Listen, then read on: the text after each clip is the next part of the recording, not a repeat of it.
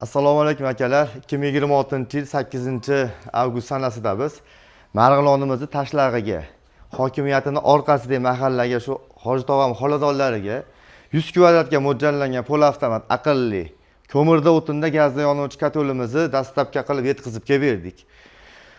Bu kotolimizni 5 ta 6 ta xonaga bemalol qo'yaveradilar, bemalol isilaveradi.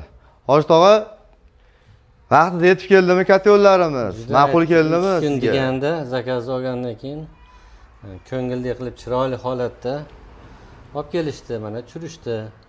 Xudo xolasa bu kotolni o'rnatib qish kunlarda Maza qilib, yaxshilik kunlarga chiqarsin, issiq qilib bersin. Sizlarning haqlaringizga duo qilaylik. iloyim.